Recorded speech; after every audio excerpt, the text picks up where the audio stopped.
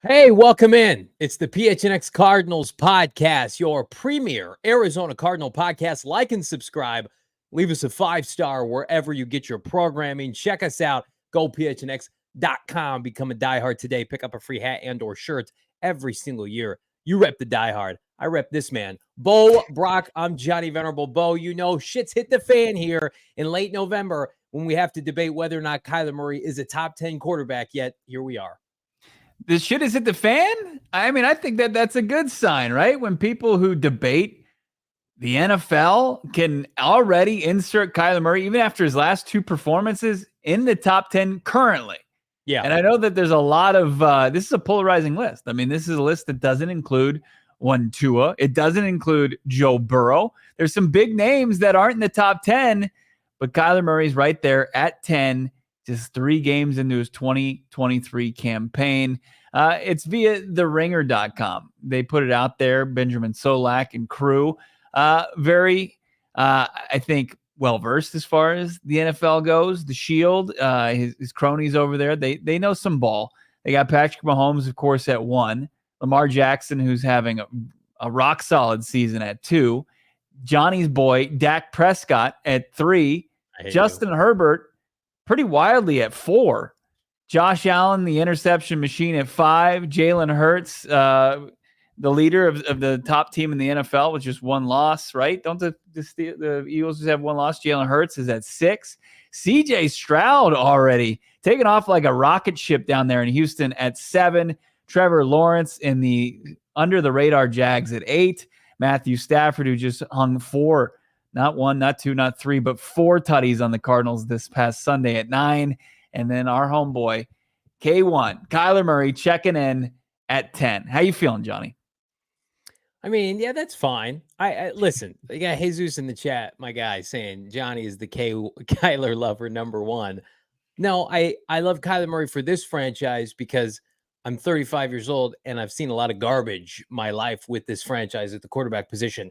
Outside of 2 stints from some older grizzled vets in Kurt Warner and Carson Palmer, it's been a whole lot of meh. So excuse me if I'm not ready to jump off the one homegrown franchise quarterback this franchise has ever had for a quarterback in the ACC that can't complete over 50% of his throws against Virginia and Drake May. Like, I'm not listen, we can have a conversation. Is Kyler Murray a top 10 quarterback, or is Kyler Murray should be the franchise quarterback for the Cardinals? Both things can be discussed. I happen to think one is true right now and one is not true. I don't think Kyler Murray's a top 10 quarterback right now today. I don't think he's playing like that. This would be ridiculous if I said that based on the conversations that we had post-game show, the press conference. Now, there's a lot of factors that go into that. So supporting cast is not very good. He's got a first-year offensive coordinator who's, I don't think, having a great stretch of the last 6 to 8 weeks. Do I think Kyler Murray can get back? Hell yeah, he can. Absolutely. Like, go get a Marvin Harrison Jr., get a change of pace back, an heir apparent to James Conner, have a full off season of work with Drew Petzing, where he's not, I don't know, rehabbing from a torn ACL.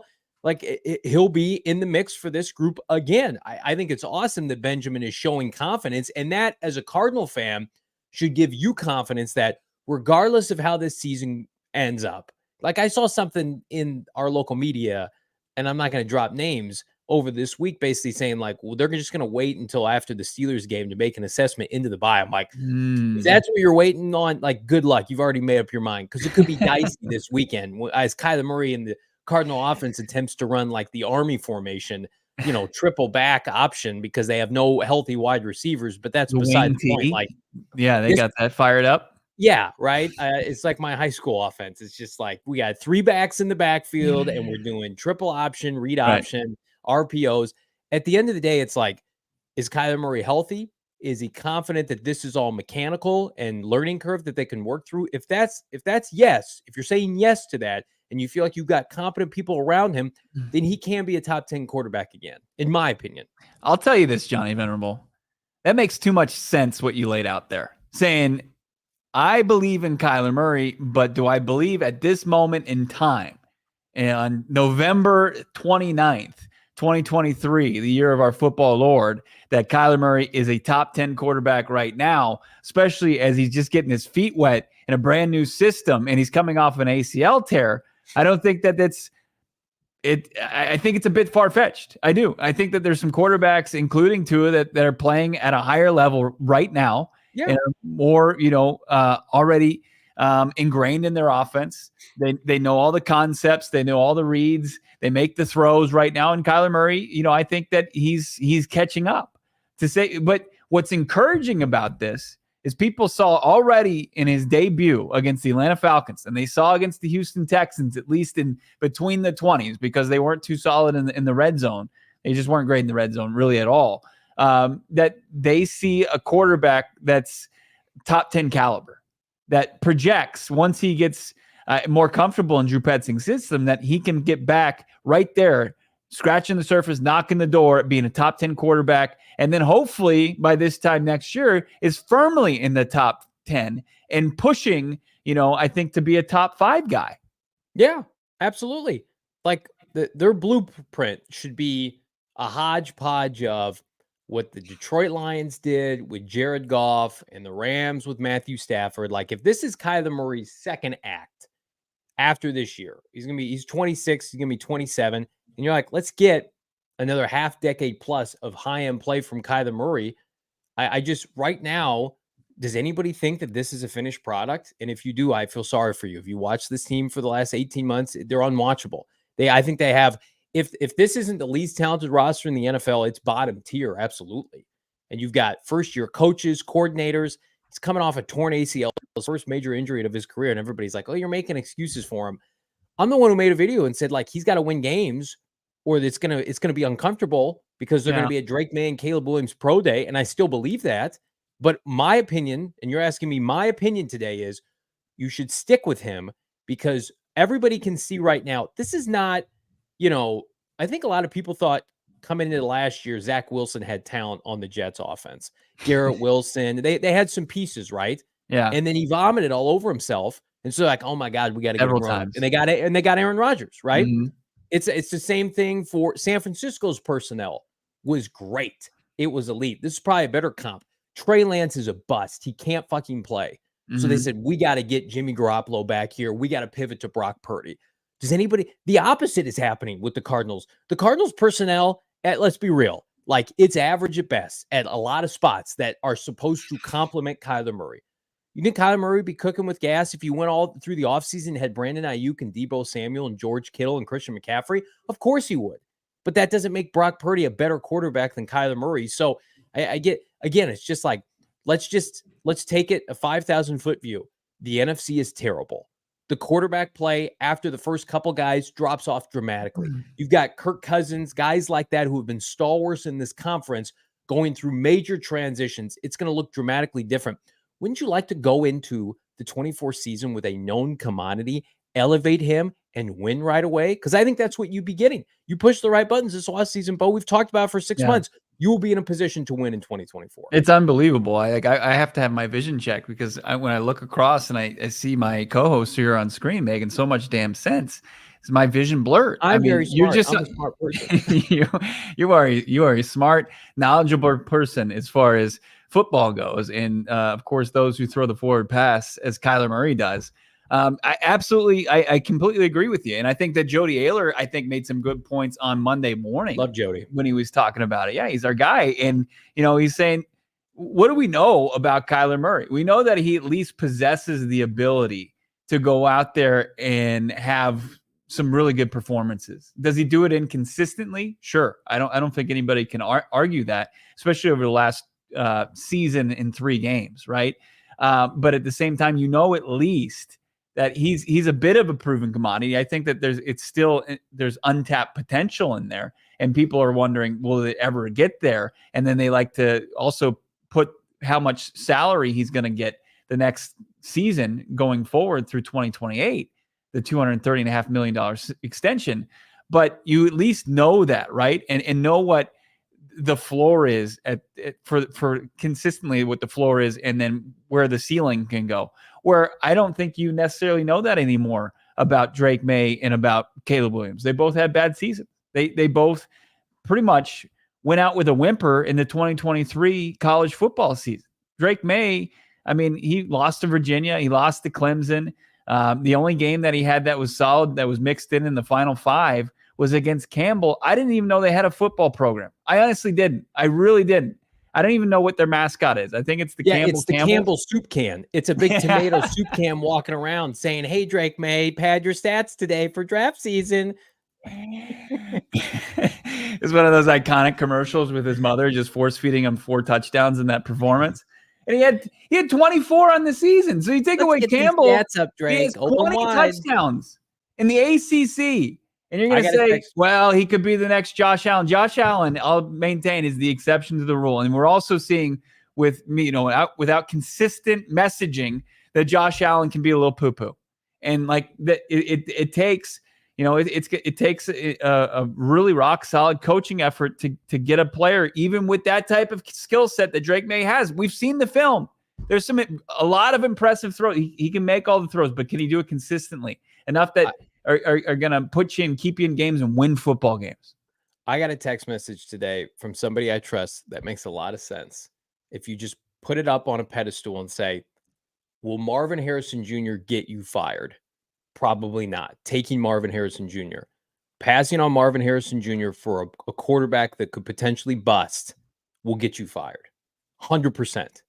And again, then there was a subtext to that saying that I still believe if that's the decision today, they'll vet every option. They will take Marvin Harrison Jr. over Drake May. Now, it might be 60-40, and Kyler Murray could skew that over the next 5 weeks.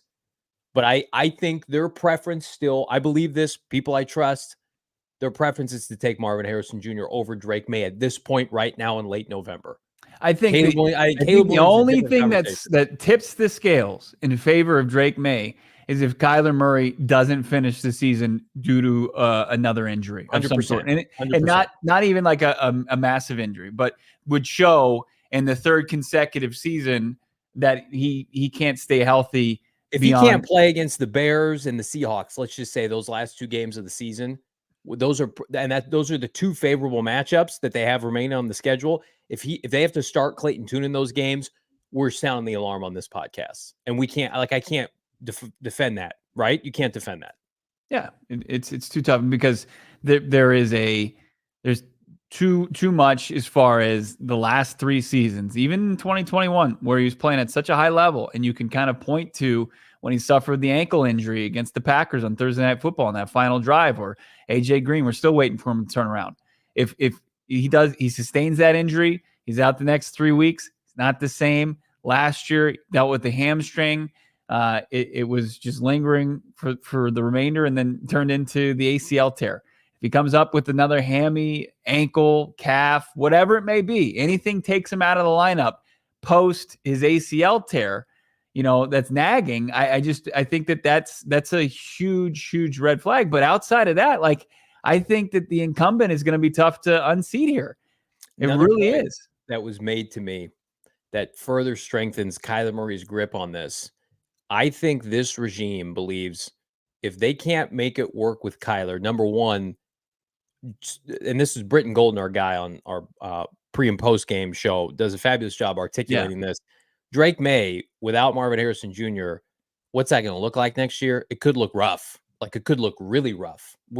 Nobody's CJ Stroud. That's an anomaly, right? Anthony Richardson made it about a month. He's gone. And Bryce Young looks like a mega bust. And they have to retool everything that they do.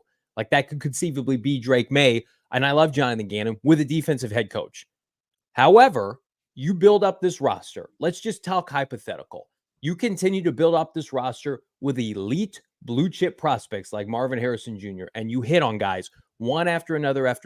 What have the franchises that Austin Ford and Gannon have been associated with, how did they get their quarterbacks? I don't know. Austin Ford, they traded for Ryan Tannehill and made the playoffs consistently. Jonathan Gannon, well, he was with Kirk Cousins, and then he was with Phillip Rivers. Those teams made the playoffs. Those teams didn't draft that quarterback. And then his last stop, the Eagles got Jalen Hurts in the second round. And they all went to places where the infrastructure was there that a mid-round quarterback could come in, or a free agent, and win them games. That's not their preference. Their preference is Kyler Murray rookie wage scale. But all of those specific instances had the same common denominator. The roster was retooled and ready to go. It had a big boy head coach, Derrick Henry in Tennessee, the infrastructure of Philadelphia with a ton of weapons, A.J. Brown, Devontae Smith, that you could allow a second-round pick in Jalen Hurts to come in, slide in, and have support. And look, he's been allowed to grow on the fly. There are expectations of being the second overall pick. Dak Prescott, fourth-round pick. They've flushed him with assets this year. As a rookie, he had Zeke Elliott, offensive line, Hall of Famers. Maybe that's the new way. Like, I think the outlier way could be you're going to hit on a Stroud. I'm going to tell you right now, that draft class in 2021, blue chips everywhere, minus the quarterback. 4 out of the 5 busted in that draft, costing people their jobs. I think if you're Austin Ford and you're Jonathan Gannon, you're just like, well, we know Kyler Murray can get us here at minimum. We can win games and not be an embarrassment, and then we can add talent because we know Harrison Jr. or Joel or somebody are near can't miss. And then if you turn around, you take a Drake May, a.k.a. Mitch Trubisky level of quarterback, you get fired. You get exposed. You could be fired by Thanksgiving next year. That's the kind of repercussions that could happen. If you stay with the status quo, if you stay with Kyler Murray, you even say, like, I didn't negotiate that deal. We're trying to make the most of this, Michael. Right. We're trying to make this happen. We're trying to build around him. We've got $80 million in cap space potentially in this offseason. We've got a ton of draft capital. We don't have to find it in the chat, but I saw Girth Jr. saying if Kyler Murray goes to Pittsburgh and stinks it up, basically reiterating what you said you heard in local media, saying that people are going to make their determination on Kyler Murray. That to me, that's an absurd take. Not so much Girth Jr.'s take, but mostly like that people are going to, that one more week against one of the top defenses in the league, the top defense as far as takeaways go. Hostile environment. Yeah, absolutely. That's what you're like, now I can make my decision after he goes in. When you got Hollywood Brown, who's not practicing today, Michael Wilson. Yeah. I mean, what are the chances Michael Wilson plays, 1 week before the bye while he's dealing with a shoulder injury? Can we get Brian's comment on the screen? And again, we got people standing up for Drake May, and I appreciate that. I hope he does well. Cardinals, in my opinion, just shouldn't be in a position where they should be forced to take him. I like this a lot. Drake May or not, get you fired quick. I like that a lot. That made me laugh out loud, Brian. Brian, friend of the program. Like, no one knows if Drake May is going to be good or not. Like, you can say, well, we've watched a lot of film. I got a pretty good feeling like he's going to be a good quarterback if he's brought along correctly. Like, a lot has to go right into the develop and the maturation of these quarterbacks. Like, instead of, drafting Bryce Young 1-1 and throwing him in there with no receivers. Like, so we've talked about this a lot, especially when we've been discussing Hollywood Brown, right? The debate, do you extend Hollywood Brown? Do you negotiate a contract with him for free agency this year? And I think what we've seen so far, it's just you can't do it, especially if he's going to command, what's, I guess, projected for him to make. But you would have to still go out. Like, you've got three wide receivers under contract going into 2023. It's Rondell Moore, it's Zach Pascal, and it's Michael Wilson, who's now probably going to miss his 4th game of his rookie season with, the knock on him was his inability to stay healthy. So can you consistently, rely upon Michael Wilson? And then you look at this receiver class, or this receiver free agent class, and you're going to have to break the bank to get anybody worth a shit. Like Michael Pittman Jr. Bring Michael Pittman Jr. home. Bring him. His dad played some good downs for the Arizona Cardinals back in the day, but it's going to cost you $20 to $25 million a season just to get into the negotiating room with Pittman Indy's Jr. going to re-sign him. They're not paying anybody any money. Right. He's not leaving Indianapolis. Right. And same thing goes for T. Higgins, and most likely the same thing for Calvin Ridley in Jacksonville. They gave up assets to bring Ridley in a year early. Then, so if you get off of those guys who are the bells of the free agent ball this upcoming offseason, I don't know what that is, but you got Mike Evans, who's old. You've got Tyler Boyd, who's going to be 30. You've got Odell Beckham, who's 5'11" and old. And then you got like Darnell Mooney, Curtis Samuel, and Kendrick Bourne, and Hollywood Brown. That's Marvin your option. Harrison Jr. comes to Arizona the minute that they hold up his jersey with Roger Goodell. He's their number one receiver, not just foe on the depth chart. He is their best receiver. With respect to Michael Wilson, Hollywood Brown, whomever, he'd be their best receiver on Sunday against the Pittsburgh Steelers. And you can't say that about anything else in this draft. Drake May, nobody can equivocally say he's better than Kyler Murray right now. I know there are people who think Caleb Williams might be, but you got people from the Ringer saying Kyler Murray's a top 10 quarterback. Joe Alt may not be better than Paris Johnson Jr. or DJ Humphries day one. Marvin Harrison Jr., suddenly wide receiver is a big fucking need for this team. And that plays really well into their hand of, we can justify this. What you have to be able to contextualize and remove from your brain, and I know it's difficult, this team under Steve Keim took so many receivers and those picks and butchered them and botched them and flushed them down the toilet. And it's like, we can't hold Monty Ossenford to that narrative that, you screwed up the Andy Isabella pick and the Hakeem Butler pick and the Rondell Moore pick and the Christian Kirk pick. And you traded a second for DeAndre Hopkins and got one productive season. That's not Monty Ossenford's fault. And I see everybody, when we asked Brian Baldinger this yesterday, line of scrimmage play, defensive line, offensive line. You don't think Monty Ossenford knows that? He took a tackle with the 6th overall pick. He's got 2 1s this year. He's going to have a top 35 pick in the second round. If Marvin Harrison Jr. is available, you draft Marvin Harrison Jr. The only asterisk is if Caleb Williams is available. There is no doubt in my mind. It has to be Marvin Harrison Jr. I agree. I mean, because look, Marvin, what Monty Ossenford has shown already is the ability to find talent beyond premium picks. This draft class is proof of that. And he's gonna, to your point, he's got an extra first that he can either navigate his way up the draft or trade back for more assets. But you get Marvin Harrison Jr., then you got 10 more picks to deal with, at least at the very least right now. Even though you lose the 4th with the Zach Allen compensatory pick going away, because Yelda Frodeholtz had a solid season at the center position and played the snaps and locked in some incentives and all that stuff. So I think that this is that. I don't disagree with it. I know people will call it, the old Matt Millen. It seemed like he was drafting a wide receiver in the top. Different time. It was different time. It was a poor strategy. He finally got it right with Calvin Johnson. But this is your opportunity. I think that is pretty rock solid logic to say Marvin Harrison Jr., the odds that he gets you fired are pretty minuscule compared to if you pivot to another quarterback, because then you're hitching your wagon to that quarterback. And we've seen just how inexact that is, even when you feel like these guys are surefire prospects. I see Girth in the chat saying Bears could take Marvin Harrison Jr. I don't discredit Justin Fields. His team was gifted 4 picks from Joshua Dobbs. They got 4 field goals as offense with Justin Fields as their quarterback. I think their franchise is so dysfunctional and unpredictable. Maybe that could happen, Girth. Is that the right decision? No. I think, listen, it's going to be difficult for them if Caleb Williams says no to them to consider Drake May because of what happened with Trubisky. Because I think Bear fans, we love them, CHGO Sports, they're naive. They think they're going to get Marvin and Caleb, and it's just going to be a bounty of riches come draft weekend. No, they're going to get a quarterback. We assume they're going to draft a quarterback because Ryan Poles could potentially be fired. Eberflus could be fired, should be fired. These people, you're going to give Justin Fields to a 3rd head coach. Eberflus is Fields' 2nd. So you're going to do that again over Caleb Williams? No. If Caleb Williams will go to Chicago, he will be a Chicago Bear, and the Cardinals will benefit from that. Here's what I don't want to have happen. Well, especially Poles, right? To your point about Drake May with Monty Ossenford potentially, or any GM that's going to pivot from one quarterback to another and hitch their wagon to him. And of course, how volatile the quarterback position is, especially drafting that high.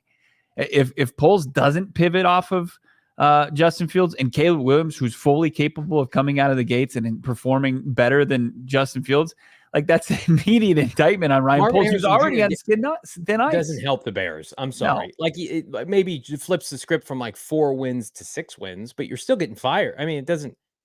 They have to go big. They like the Cardinals have a quarterback that's taken them to the playoffs. They have a quarterback that has set franchise records. He got hurt and he had a bad infrastructure. Here's what I don't want to see happen though, because I've seen a lot of this already. And like, I'm not going to discount people if this is what they want to do. And if Marvin's not available, I'm open to it. If Marvin Harrison Jr. is available, you cannot trade back from this pick. Have anybody looked at they have a ton of picks. They can trade down, as Bo mentioned, from pick 17 or pick 35 or whatever they want to do. This team is so starved for star players, for blue chip players. Like, sure, they could use another crop of Garrett Williams and Michael Wilsons and those kind of players. And those guys hopefully get second contracts and make a couple pro bowlers. But I just thought it was so poetic. We're going to talk about Dane Brugler's mock. I didn't even realize this. It's been 20 years since the Cardinals obviously drafted Larry Fitzgerald in 2014 or 2004. I'm sorry. It'll have been 20 years. Like, it's so poetic. Just take Marvin Harrison Jr., how that changed the stars of your franchise. And I saw somebody in the chat saying, how many titles did Larry Fitzgerald win you? And I get that. Larry Fitzgerald left the field leading in a Super Bowl because of him, because of what he did throughout that postseason, the greatest postseason ever by a wide receiver. I don't think Austin Ford, having traded down last year, will do that again if Marvin Harrison Jr. is available. I honestly think if the Cardinals are picking 2 or 3, depending on what's going on with the Patriots, like, we're going to be able to sit on our post-game show week 17 or week 18 after whatever happens against Seattle, and you start printing up the Marvin Harrison Jr. jerseys. I think we're heading to that trajectory. Now, if they win a couple games, good for them, good for Kyler. I'm happy that that's happened. We'll pivot to a tackle or a pass rusher or whatever. But right now, it feels like as long as they don't get the first overall pick, what I've been hearing is it's got probably an 80% chance, I think, 75, 80% chance it'll be Marvin Harrison Jr. But to your point, Bo, Kyler's got to finish the season. Damn, you need it. I mean, they are in dire need of that star power. Yeah. It would be a massive hit. Like, if you're within striking distance and something drastic happens and he's ripped from your grasp, if you're in prime spot to get Marvin Harrison Jr. and you don't take it, or B, like somebody jumps ahead and does something unprecedented and gets ahead of these in a prime spot for a quarterback, but takes Marvin Harrison Jr. and rips our hearts out of our chests, that'd be brutal. But if you have the opportunity, you got to, part of this game is selling jerseys, and they don't have anybody outside of Kyler Murray and Budda Baker under contract that you're going to, Just Sports or the team shop and saying, I want that. I want that guy's jersey. Last point on this for me. Everybody thinks I hate Drake May. If this team's picking 3rd, I'm going to be the biggest Drake May fan on the planet Earth. So we can wave the pom-poms when he goes to the 2nd overall pick and they can take Marvin Harrison Jr. I don't want Drake May slander this offseason if the Cardinals are picking 3rd, because we need whomever picks 2nd to take Drake May. Let's take a look at these super chats. Everybody's crushing it right now in the chat. Let's start with the top here. Producer Damon Dog, if you would. Dirtbag Boy, friend of the program, didn't sleep after the Monday Night Football game because what if the Bears keep Fields and take Marvin Harrison Jr. 1? Then what do we do? Trade down. And we kind of covered that a little bit. I mean, just look at the performance by Fields. They won in spite of Justin Fields. He fumbled twice in the 4th quarter when they at that point had the lead, and then gave Joshua Dobbs an umpteenth a chance to just throw it up and say, hey, TJ Hawkinson is down there somewhere. He makes the touchdown pass and they go up at that point. And then Fields is able to find a wide open DJ Moore. That's more, in my opinion, on the Vikings defense and Brian Flores than it is Justin Fields is finally coming alive. He still didn't throw for any touchdown passes. They didn't score a touchdown as an offense, and they won that football game. So here's the Bears schedule. Hosting Detroit. Anybody think Detroit's going to lay 2 clunkers in a row? No. They got to go to Cleveland. And again, we'll see. Does Justin Fields going into Cleveland beating that defense? Then they host the Cardinals, which is that's going to be a bad game. That's going to be a bad game to watch. The Cleveland game? In Cleveland, the quarterback matchup, like what we just saw with Fields, that the defense, like Myles Garrett and what they offer, that's going to be another, you'd be lucky. 1st to 10 might win that football game. Falcons at Bears, and then Bears at Packers. I think the Bears probably win 2, max 3. I don't think they win 3. So they're going to be 6-11 and not take Caleb Williams first overall. Of course not. Of course they're going to take Caleb Williams first if they'll have him. And for the people asking, Dirtbike Boy, if Marvin Harrison Jr. goes first overall over 2 quarterbacks and the Cardinals love Kyler Murray, they will trade the pick.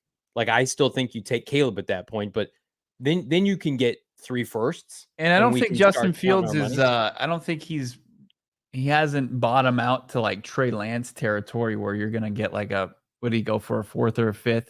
Yeah. I think you could still get a 2 pick. Yeah, you could probably get decent value in return for somebody that you're pivoting off. Maybe Josh Rosen type return territory, like end of the 2nd or early 3rd. Let's continue with these super chats. You guys continue to kill it. We've got our guy Greg jumping in. Thank you for the $2 super chat. Need two to get AA chips for every Cardinal Annie we hit. I don't know. I'm not sure what that means. Maybe we're not hip enough to know what that means. But we appreciate Greg chiming put in. some context in the chat, and we'll read it, even if it's not. Our guy Picking Spreads, a resident draft aficionado, jumping on here, saying, I have K1 at 10 behind in no order. See, Patrick Mahomes, of course. You've got Joe Burrow. You got Josh Allen, Justin Herbert, Lamar Jackson, CJ Stroud. You got Jalen Hurts, Trevor, Dak. If I'm ranking a healthy Rodgers, then I'd have him at 11. No, okay. Rodgers is done. Goodbye, Aaron. Like, maybe one more year. Kyler's unequivocally a top 15 quarterback with a bad roster. And we've seen it. He's a top 5 to 7 quarterback when the roster's good. Make the roster good. Win games. Like, I saw somebody in the chat earlier saying it's not just about getting to the playoffs, it's about winning a Super Bowl. I understand that 100%. You want to win championships. This franchise has never won a Super Bowl. This franchise goes to the playoffs about once every 10 years too. So I don't want to poo-poo playoff appearances here. Like that's a big deal. Like I wish the expectation levels were that of a Philadelphia, where that's just, it's a mandate. You check that box every year. That's not where this franchise is. So I don't think we should be pointing fingers at, well, Kyler can just take us to the playoffs. Drake May could get everybody fired. We don't know that. Caleb Williams could be a big-time crybaby diva. He could get everybody fired. We don't know that. I'm at the point now, what's a sure thing? Well, Marvin Harrison Jr. feels like a sure thing, and Kyler Murray at least being competent, that also feels like a sure thing. Yeah. I'm ready to roll the dice on that after what I've been exposed to this year. I got a question. I got a question I want to holster for you here as we get through some more of these super chats. But as far as Kyler Murray's future goes, topic 64, friend of the program, $49.99 super chat about Michael Wilson. I like 14. He's missed 80 to 90% of his Stanford career. Absolutely played, I think, like in 12 games over his last 3 seasons. It's looking like he's going to miss a lot of time with us. And that's to my point as far as setting up Kyler Murray with consistent receivers beyond 2023 or whoever the quarterback is. You've got three wide receivers under contract, and Wilson is one of them. So you've got to rebuild that wide receiver core, no doubt about it. Picking Spreads chiming back in, $4.99 super chat. Thank you, Picking Spreads. I rarely say, quote, this guy is going to be a Hall of Famer type prospect. I've said it 5 times. I said it with Garrett. I said it with Pitts, Sewell, Jalen Carter, and Marvin Harrison Jr. I mean, yeah, how is he going to bust? If he busts, it's going to be because of injury. And like, we're not rooting for that. His dad's in the Hall of Fame. It's in his DNA. And he was the best player in college football 2 years in a row. And if they have an opportunity, and he's a premium position now, that's suddenly a position of need. Topic 64, $20 super chat. Thank you so much, Topic 64, for supporting the program in that way. I look at Kansas City's depth chart. They have 9 receivers. 5 of the 9 receivers are 6'2" and taller. Our depth chart, we have 6 receivers. 2 are 6 foot plus. Everybody else for us is like 5'10" and smaller. Nobody that's been acquired from this new regime has been small. And I think that's what we got to read into. It's like, we got a lot of stuff that's on this roster that's not going to be here in May or June. There's the Jalen Thompsons of the world, and then there's the Buddhas, and what I think the Kylers and the Trey McBrides. Those are the outliers. We talked about it yesterday. Like, how much of this roster is going to remain? They're trying their damnness to make it work with Rondell Moore and Hollywood Brown. I'm looking at this team. First of all, it's a modern miracle they pushed around Dallas and beat the Dallas Cowboys. They're running over everybody. We have a severe, and I'm not breaking news here, personnel problem. I don't have a problem, though, with our friends at BetMGM. It's the $15 first bet offer. Super easy using that bonus code PHNX. Download the BetMGM Sportsbook app on your iOS or Android device. Visit BetMGM.com. Sign up, deposit at least 10 bones into your BetMGM Sportsbook account. Place your first wager and receive up to $1,500 back in bonus bets if it loses. How about you put $1,500? I'm in for that. If your bet does lose, your bonus bets will be available once your initial wager has settled. So settle down, wait for that wager to settle. You'll get your funds via BetMGM. Sign up now. Bonus code PHNX. Check out the show notes for full details. Now listen to my guy Shane Diefenbach talk about it in the disclaimer.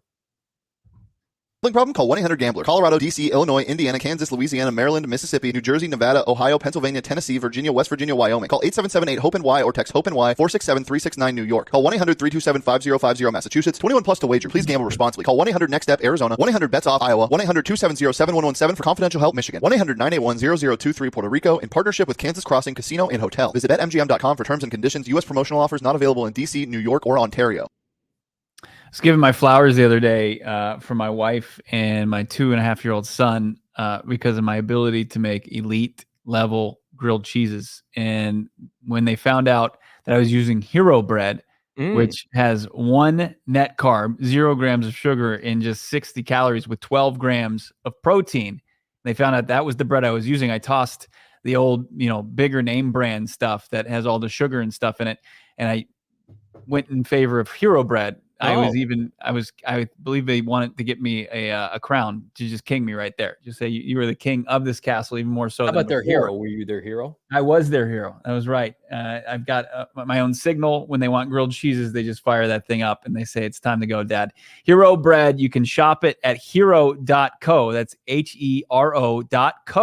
Or you can just go to Amazon. That's how I got it. I went to Amazon.com. I just checked in with Hero Bread, typed in the search, and it doesn't stop just at the bread, right? Not just the seeded bread. You got the classic white bread. You've got the tortillas from Hero Bread. Don't miss out on any of the great selection of breads, tortillas, whatever they got going. You can find it at hero.co. They got a new low-carb option to fit your lifestyle and dietary constraints. The founder, Cole Glass, baked 100 muffins per day, and he found the perfect recipe and blend to fit allergy constraints. Anything he pushed to start Hero Bread, he did it, made it possible. You don't have to say gluten-free or anything. It's going to match whatever diet you're on. You got keto, describe itself. You don't have that going on with Hero Bread. You got Hero Bread. It's so important to, of course, take out all that unnecessary stuff in your bread and get in with what they got going on over there. We love it. Hero Bread, hero.co.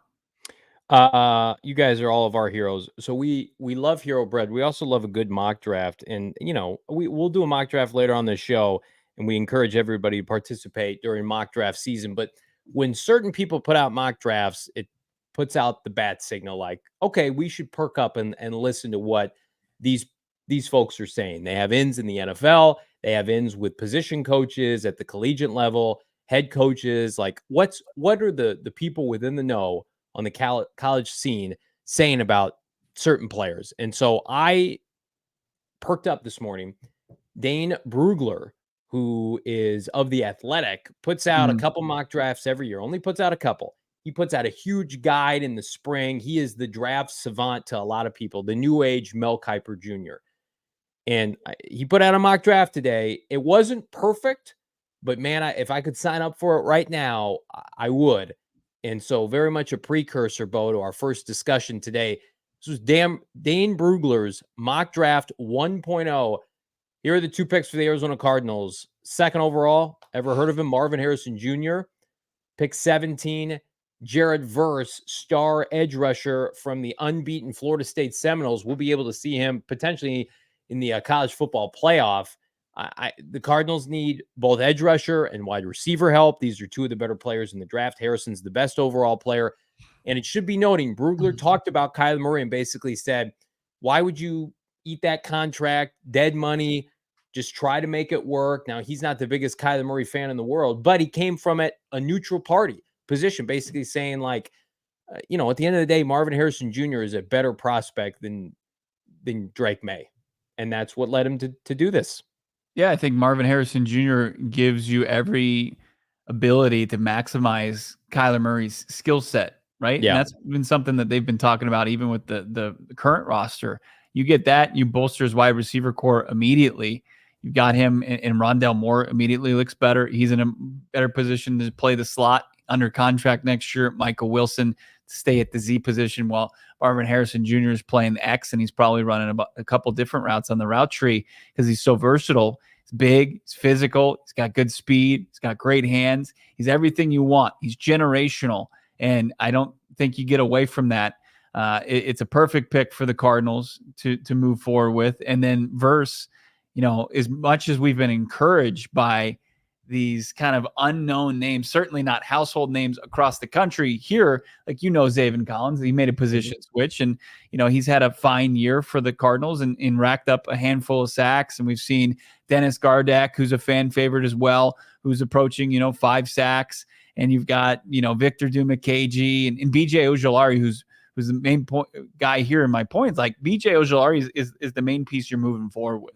And Yeah. BJ Ojolari likely is luckily he's trending, at the highest level right now as far as that pass rush group. You add another guy in Jared Verse to the rotation, and I think that then you're really going to be making some noise. And if you look at the blueprint, which Jonathan Gannon was basically the architect for in Philadelphia, and what kind of personnel fit his scheme the most, it's a rotating door of guys on the defensive front and in the pass rush room that are going to be fresh, give different looks, have unique, different, diverse styles. And you get Jared Verse, an ACC-ass kicker, opposite BJ Ojolari, who's an SEC-ass kicker. And I think you got a pretty good making of a legit pass rush of the future. Just for some context, I'm trying to pull up the 2023 mock drafts from Dane. I know there were some instances he had the Cardinals taking Paris Johnson Jr. at some point, but in terms of this 2024 debut mock, he has Patriots going Drake May. That feels like, Patriots get a top 3 pick. They desperately need a quarterback. Bears going Joe Alt. So I love that he's got Joe Alt as the OT1, as do I. Then he's got Alu Fashanu from Penn State going 5th to Washington. So, like, those are the top 5 players, I would say, in this draft. Like, we feel like 2 blue chip quarterbacks, 2 blue chip tackles, and a blue chip wide receiver. And then it's like, okay, pick what you want.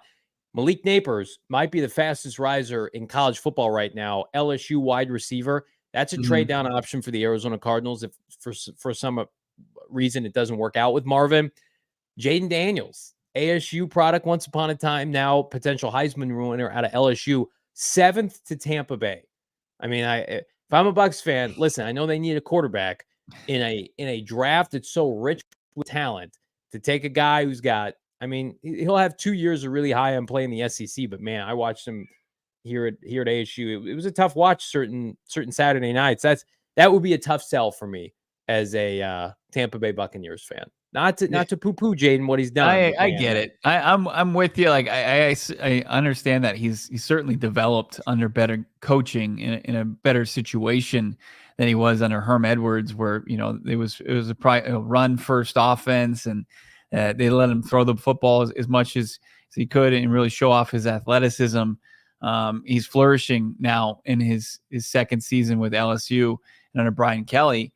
But I still don't see it. Like, I see the gaudy numbers that he's put up this season, and that's fantastic. But that I get the sense that he's more a college quarterback that's played at a very high level and not a legitimate pro prospect that if you're a team looking to pivot or build your franchise around, I would be very hesitant and very skeptical overall. Like, I'm not a big believer in Jaden Daniels, the NFL quarterback.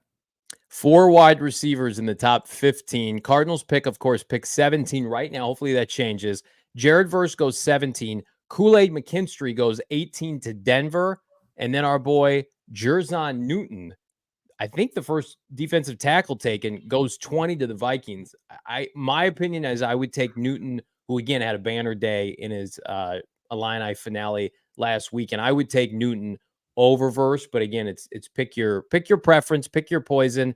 It's a Well, banner. it also looks at, you got to look at, and I don't know if they'll ever base it on need. And obviously, it's a deep defensive line draft, but like I think what Jerzon Newton's doing in Illinois, he would immediately help out with where the biggest weakness is in that defensive front. You get Jerzon Newton, and you got some Stills, who can be a rotation player on that defensive line going forward. It helps out a lot. And if you had somebody in free agency, like you've got 3 of 5 guys in a rotation that you can rely upon. Yeah, he is the first defensive tackle off the board, which makes me think he's going to go a hell of a lot higher than pick 20. We're going to be talking about these mocks as the offseason progresses. We're going to do a mock here in a little bit. But, Bo, you had an opportunity to connect with the franchise quarterback, Kyler Murray, today. Hey, we got a game to preview ahead of Sunday's matchup at Pittsburgh. I like what I heard from Kyler Murray at the facility today. I like how positive he was because, listen, we're all doom and gloom right now because it hasn't looked great. But, I mean, K1, he's in good spirits. Yeah, and I think that that's a product of Jonathan Gannon's just his mindset, staying positive, trusting the process, realizing that, the work that they're putting in, like the results sometimes don't let those impact that. And, I mentioned, I think on the post-game show, or maybe even earlier this week, that I was encouraged and surprised to just kind of see Kyler Murray's but his temperament, like post-game, right? And because I saw him in the post-game locker room, and he looked like he was obviously down and hated, how the Cardinals got blown out. But he came up to the podium and he seemed like he wasn't, I don't want to say positive. He acknowledged that they got their ass beat, and they needed to flush it and move on, and also learn from where they fell short. And that continued today. And Kyler Murray was asked about the new system, and I thought he was pretty forthcoming and realistic about where they were. Just think there's a feel aspect of it all. Something you can't really put your finger on, but just when you've been in a system for so long, and the guys have been in it, and we all kind of know what each other are thinking and stuff like that, and then you get into a new one. We got to break old habits. We have to, we're learning as the weeks go on, trying to execute at the highest level as we possibly can. And I think that's part of being in a new system. I haven't been in very many new systems, but being in this one, I don't think that we've reached our maximum level of what we're going to be eventually. So, well, you certainly hope not, right? But it's it's the right approach.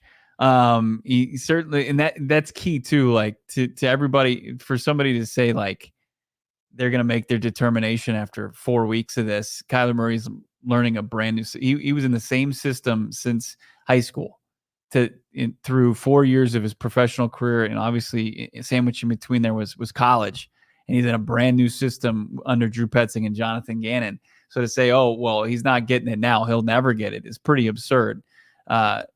So like, yeah, he can't really pinpoint why they're not in complete rhythm right now, but it seems like they're on their way and they're putting in the work, and hopefully by the end of this season they can answer some of those questions that people have regarding this offense and Kyler Murray operating it.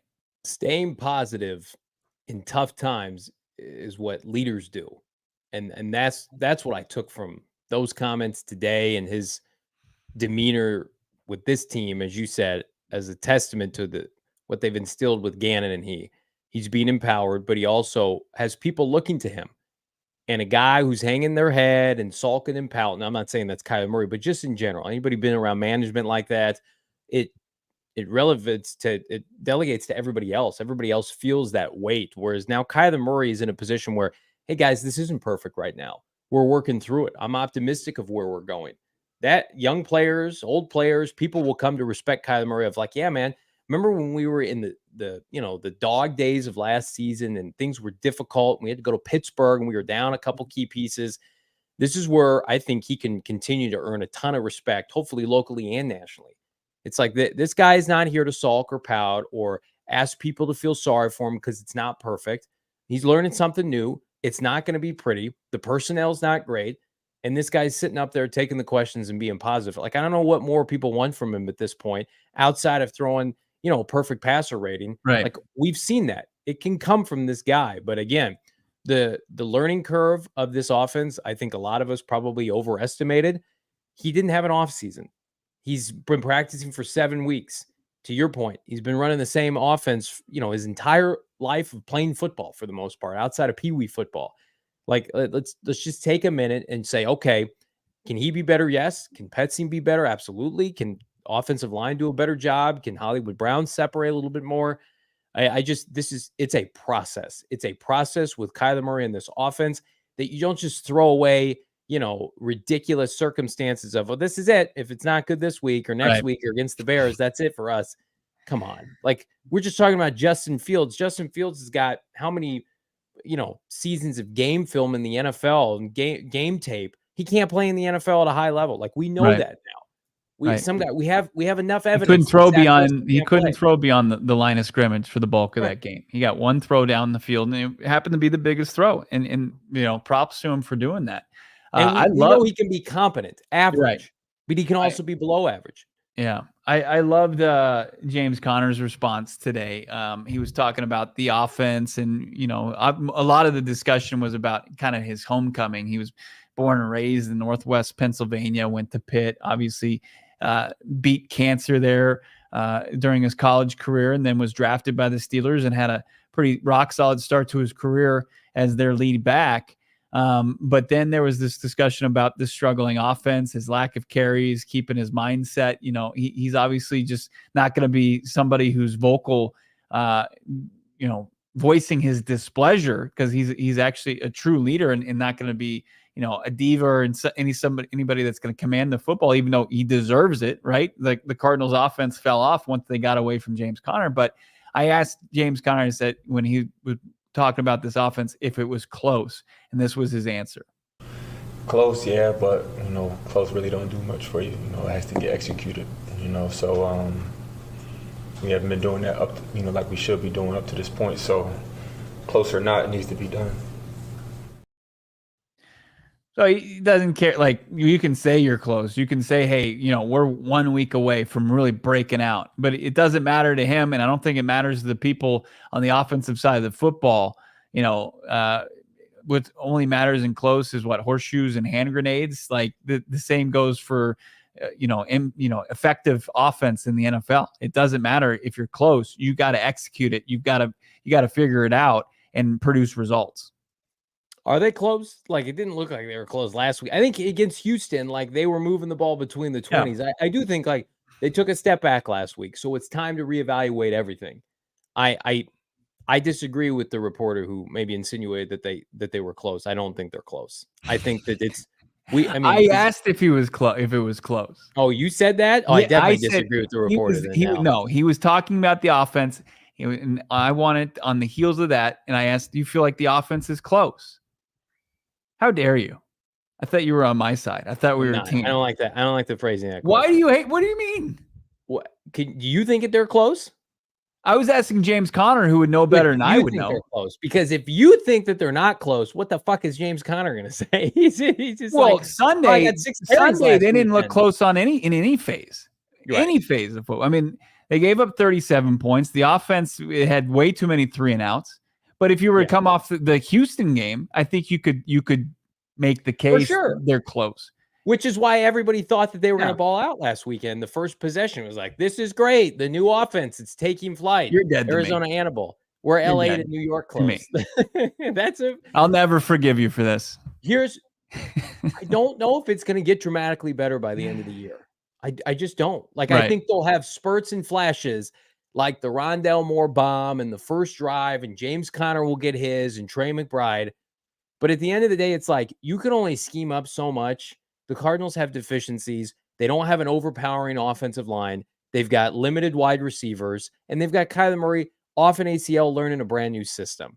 Like, to me, it's like, we want and somebody asked in the chat, like, do you feel like the Cardinals, we got to get another win? You were really down after the post game. I am down on this team right now, because I thought it would be better than it is. But I've since come to the conclusion, like, I think maybe they'll win one more game. But, like, I know they had aspirations when Kyler came back of, like, 500 football or better. I think we have grossly underestimated how bad of a roster this has become as the season has gone on. because the roster that beat the Dallas Cowboys was a fresh roster, was a roster that didn't know their deficiencies maybe. Sure, they had some rookies that hadn't grown into the role. This roster, the lack of depth and the lack, especially, Bo, of high-end talent, which is what you need. You need talent that's peaking November, December, January to win games. That's hard. That's really hard. So outside of a Kyler Murray like throwback hero game, I think it's going to be, hey, this was a good series. That was really ugly. What happened there? So I think we're going to be like probably waiting until next August, September, where it's like, there it is, assuming Kyler Murray's here. I want to be more optimistic. Does anybody think it's going to happen against the Eagles, Niners, and Steelers? Well, even the Bears are, I mean, I think they have like 7 turnovers forced in the last 3 games. Playing well Since they got Montez Sweat, he's been a game always changer. plays the Cardinals tough in Arizona. Yeah. I mean, it's a gauntlet. They had the second hardest strength of schedule once Kyler Murray returned. Like that can't be disputed. Well, here's the question I teased earlier. I mean, Monty Osborne's out at every practice. He's out there when we're out there. The media's can watch practice, and that's more just kind of warming up. But he stays out there. He watches every practice. His predecessor, you can't say the same. He very, very rarely was out there. Oh, that's a shock. Monty Osborne is somebody that's looking at all the tape. He's going through it. He's just an absolute sicko when it comes to it, and that's who you want in that position, right? And then making like we've seen the video of him in the war room, and we like what we've seen from the draft class so far, and we're encouraged by it. With all this being said, as far as he's watching Kyler Murray in practice every day, he's watched him. He's going to get to see him play out the rest of the season. If he does make the decision to move off in favor of a Drake May or a Caleb Williams is the easier decision, do you trust that decision? Probably. I understand the rationale behind it, especially with Caleb. Like to your point earlier, they weren't this was not a player that was signed and extended and drafted by the current regime. So I think you always have an internal out if that happens. But I mean, I don't think definitively Carolina's picking first overall after the firing of Frank Wright. Look at their schedule. I mean, I think the conversation could change in the next 5 weeks, and I don't want this to happen. From Marvin Harrison, Drake May to Marvin Harrison, Caleb Williams. Look at Carolina's schedule. I think they're at least going to win one more game. So then they would have the same record as the Cardinals, and if they win 2, Cardinals would leapfrog them if they lost out. And this 5-week period is going to be so dicey. It's going to be so touch and go. But here's the one undisputable fact. Major upset would have to occur before the final 2 weeks of the regular season. Bears, Seahawks, winnable games on the surface for it to change the narrative around Kyler Murray. Nobody thinks Kyler Murray's beating the Steelers in Pittsburgh with this roster. Nobody thinks he's going into Philadelphia. Nobody thinks the Niners are going to get knocked off by the Cardinals in a couple of weeks. So I'm just asking everybody, prepare yourself for the noise, because I think it's going to shift, because I think Carolina is going to get a dub, whether it's Atlanta or Tampa. Oh, yeah. They're not taking an interim special teams coach and rallying around him. Also, after gutting their entire coaching staff, they lack that. That's one of the worst rosters in the NFL too. They won games with Steve Wilkes last year. Ugly. They went 500, I think, with Steve Wilkes. Ain't Steve Wilkes walking through that door? That's true. You could walk through the door with us at Gila River Resorts and Casinos, have a good time at Wild Horse Pass every single home game for the remainder of the year with the Arizona Cardinals watch party. Speaking of Gila River Resorts and Casinos, friends, they offer an authentic and immersive experience. I've been to Vegas casinos. No big deal. Whatever. I've seen plenty of sports books. Gila River Resorts and Casinos is first class. Their state-of-the-art gaming floor has it all, with over 800 slot machines, 15 blackjack tables, live table games. How about this?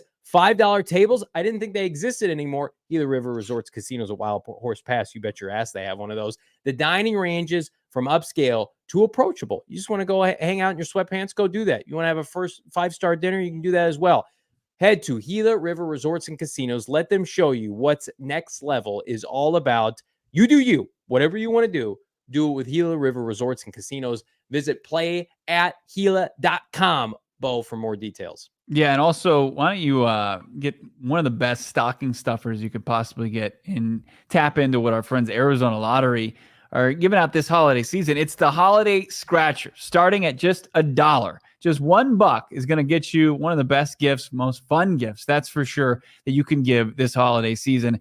Holiday scratchers from Arizona Lottery make last-minute shopping easy, and they make the perfect gift. You can get them today. Just check that box, or you can get them at the last second at your local Circle K or wherever you find your scratchers from the Arizona Lottery.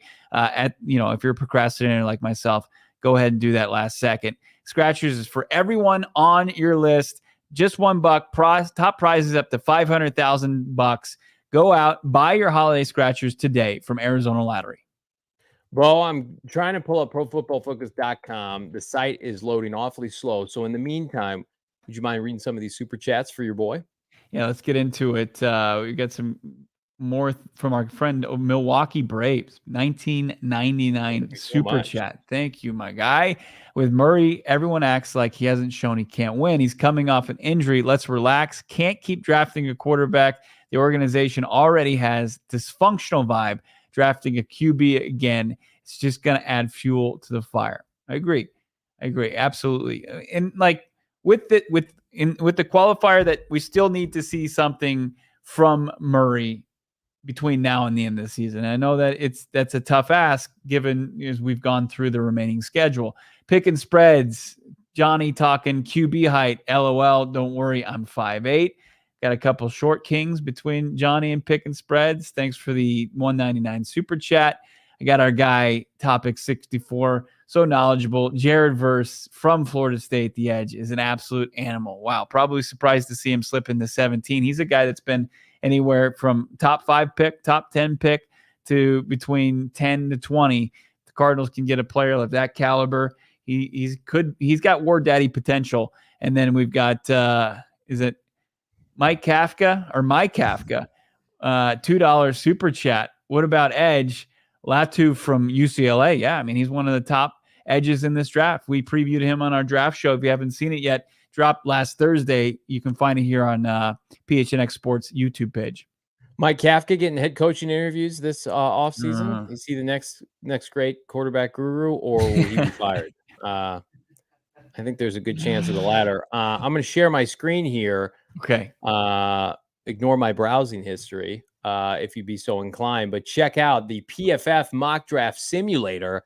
Arizona Cardinals picking at 2nd overall. Bo, we've got the Chicago Bears on the clock. We're going to start this draft. You know the drill. Oh my goodness. How about this? Drake May, in a shocking development, goes 1st overall to Chicago in what can only be described as a complete and utter disaster, is Caleb Williams likely forcing his way out of Chicago. So what do you do now, Bo Brock? Do you call up New England? Do you call up Washington? What's going on here with Caleb Williams? Do you make him available? Well, it's the dilemma, right? You obviously can take advantage of some quarterback hungry teams that are going to they'll pay a premium for Caleb Williams, but you don't want to get out of striking distance for Marvin Harrison Jr. So you got to kind of weigh your risks here and just see, is New England one of the teams that be willing to trade up? I would think, just to secure a player of the caliber of Caleb Williams. Can we pull off this deal just to move down one spot? We'll do one spot. Now, we'd have to force the trade at this point. It doesn't look like New England's interested. Okay. So here, we've done Marvin a lot. Should we do should we diversify our mock this drafts is the right decision, in my opinion. I'm not just going to do it for funsies. Like, hey, let's trade down from a generational prospect. What was that word, funsies? Just for funsies. Yeah, I don't want to just mess up the Cardinals' future just because we want to get a haul of picks and we miss out on a generational type wide receiver. Let's just stick and pick and take Marvin 2 here. Yeah, I can't get future ones in 2026. Good hell, that's a long way away. Okay. So we're gonna get out of this trade. We're gonna draft a player. I don't know what I'm doing. All right, drafting Marvin. Caleb Williams falling inexplicably to pick 3. That'd do something to that kid's ego, wouldn't it? Hey, you're actually the 3rd pick, not the 1st pick. Cardinals now picking 17. For some context, our boy Newton goes, unfortunately, to the Rams. That's scary. I don't like that. I don't like that at all. Jared Verse going 13 to the Green Bay Packers. Dallas Turner, Kool-Aid. J.C. Latham, one of the top tackles, goes off the board. Keon Coleman. So now I think you're in a position where I'm trying to trade down right now. I don't like this at all. Yeah, I don't disagree. I mean, you can look at who's available, interior defensive line. You can look at edge. You can look at cornerback, and they've got is it Wiggins from Clemson that's up there, but I don't know if it's worthy of that selection there. So yeah, we'll see what's available. What do we got? Who I'm going wants to tell you make a right deal? now, New Orleans is a bad franchise right now. Would you be willing to $17.50 a No, 1 next year and No. their 2? No, they're No. not going to do that. well, I wouldn't do that. I wouldn't trade all the way down to 50. I mean, you're going down.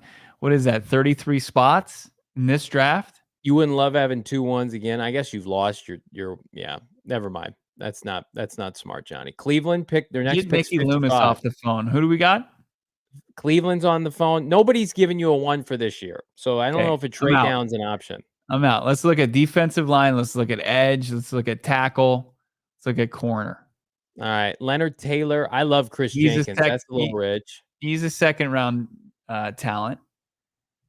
I mean, this I You don't got know the too kid much from about Oregon this kid from State. Oregon You got State. Mims from Georgia. It's a bit rich. I got a phone call from our general manager today telling me not to besmirch one Jordan Morgan out of Tucson. Okay.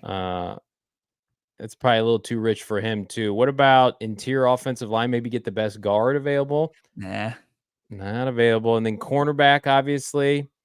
I'm scared of LSU defenders in the first round for obvious reasons. So Clemson. I'm gonna let you pull the trigger here. Yeah.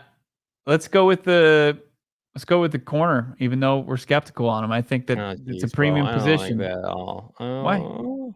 What do we know about this kid? Is he We big? know what Jonathan Gannon would probably love it. He destroyed Drake May. I like that. 84. 6'2", 6'2". 185. All right. I think if you're getting Gannon a bit of likes a. him, I'll I sign see up. somebody coming around on Clemson corner? No, but that was a disaster situation. No trade down option, no line of scrimmage player. Yeah. And this isn't looking too much better. We're rotating QB, wide receiver. I mean, I like receiver. Arnold at Bama, but you just went corner. I don't know. I mean, I know that you've got room to go to add another corner in this draft. I don't know if you go back to back. Yeah, I mean this wouldn't be a bad. Commanders want to come up, potentially get their quarterback of the future. What if we did this? 36, 34. They're not interested in 37. What about you could not interested in, what the hell are they doing then? Compensatory pick 100. You flip this for 2 spots. You down to do that, Bill? Let's do it. Offer trade. Commanders accepted, baby. Wheeling and dealing an additional third. And still in a good position. How about this tackle from Washington? Yeah, not bad. Yeah. What's his size? I would imagine he's not You just small. want to go sight unseen? Yeah, let's do it. 6'4", 3. Hey, listen, if you can play interior, I have no problem with that. I think you can wait at the tackle spot. What if this kid can play guard? What are you trying to force here? I want to continue to look at the defensive line. Okay. I want to look at edge. I like Chris Jenkins a lot. And he's going to be gone. I don't think this is an overdraft. Did you watch him dominate Ohio State? I'm drafting this kid. I'm putting my foot down. I just think that's a very high floor pick, in my opinion. All right, we're at pick 66 now, Bo Brock. You double down on a little defensive line action. Yeah, Wingo from LSU, not bad. These QBs are falling. These QBs they're having a rude awakening. He's a little undersized, but they run a 4-3. He's got a little Dante Stills in him there. You got Tavondre Sweat from Texas down there. You got Jeremiah Trotter Jr., who's an off-ball linebacker. I don't hate just going chalk and taking another defense. Their D line is so bad. Yeah. I think that's the play. All right, we're back now. Pick 74. A lot of the same cast of characters available. I think that's when you start to look at maybe running back at this point. Ooh, that's a little saucy. All right, Donovan Edwards, who had a banner game against Ohio State. You think he's too small, though? No, I like Edwards actually more than Corum. Like, I know Corum's got big play, explosive play ability, but he's gone. But I think Edwards has better size, more potential to be maybe like a every down guy. Donovan Edwards -- football player. That's how I grade him. I have no problem with this pick. I love Bucky Irving from Oregon. He's a little bit smaller, and I like Trayvon Henderson from Ohio State. And Braylon Allen from You roll the Wisconsin. Not dice bad either. if Donovan's going to be available, pick 81. Yeah, but what do you like instead? I don't like this. I can tell you that. Poor JJ's going to be waiting a while. Do you add to your tight end group and take a tight end? Do you add to your safety group? Maybe What take another what about the corner from Auburn out of the SEC, DJ James? Just go a couple big time. Yeah, he's got good tape. He's big. Yeah, I think this is better value because I think Donovan. I'm okay taking best available running back at pick 81. All right, so let's do it. Let's cornerback room's gotten a lot better, and then let's see what we've got here. We're gonna roll the dice. Is he available? He is. Our gamble paid off, Bo Brock. We get the next franchise running back, Donovan Edwards. I don't have a problem taking a couple winners. How about this right here? I like this. I like what I'm seeing here. Look at that. Look at that grade, baby. Cedric Van Pran, 6'4", 310. Play a little guard until he's ready to take over for Yelda Froldholt. Is this good? 881, 972, 759. A 3-year starter for a championship team, Bo. Not too bad, man. Let's pull the trigger. Cedric with an S is a wild move. It is. It is a little gutsy to pull that off. I would have been fired. Cedric Von Prawn.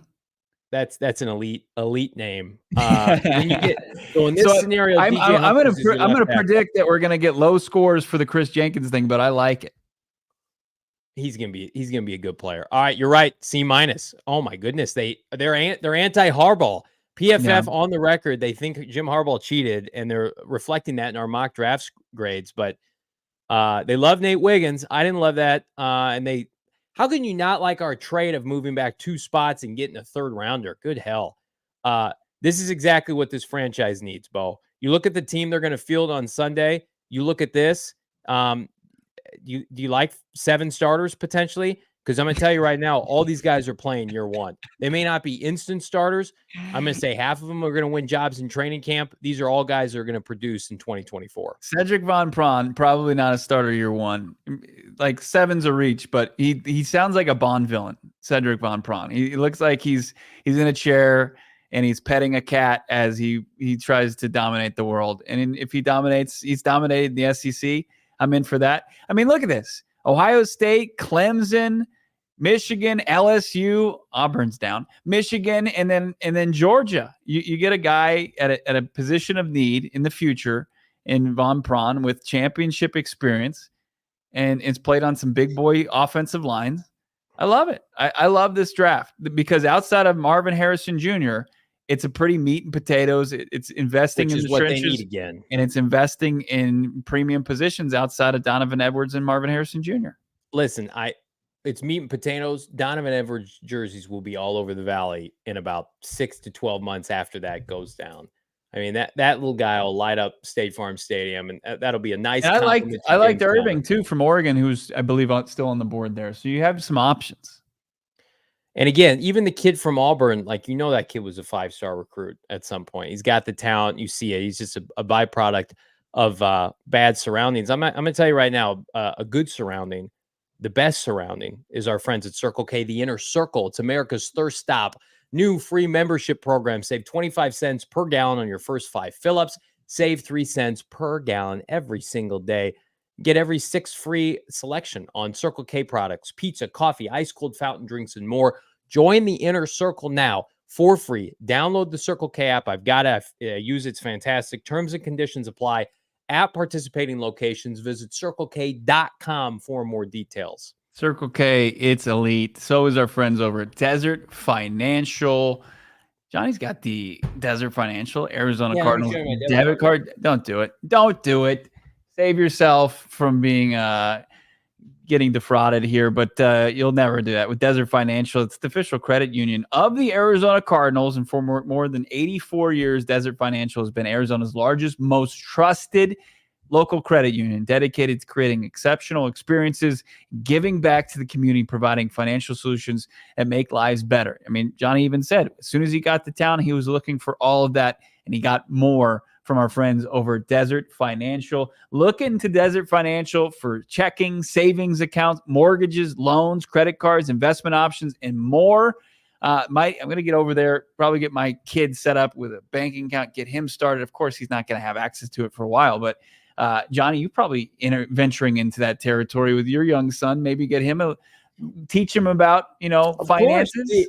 The value of saving, investing, right? The value of $1. Absolutely. Especially there's no better time than around the holiday season. That's right. Do it with our friends that you trust. Desert Financial. Show your team spirit. Open that free checking account online. Get Arizona Cardinals Visa debit card. Go to desertfinancial.com/Cardinals to get started.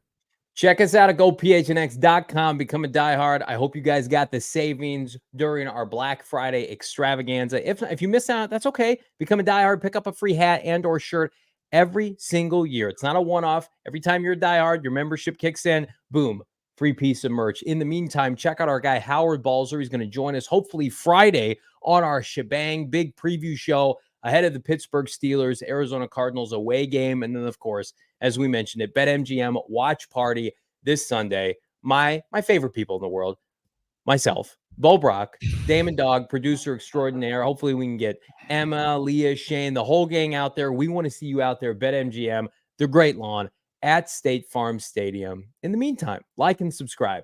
Leave us a 5-star wherever you get your programming. He's Bo Brock. I'm Johnny. See you Friday. We all silly like the mayor.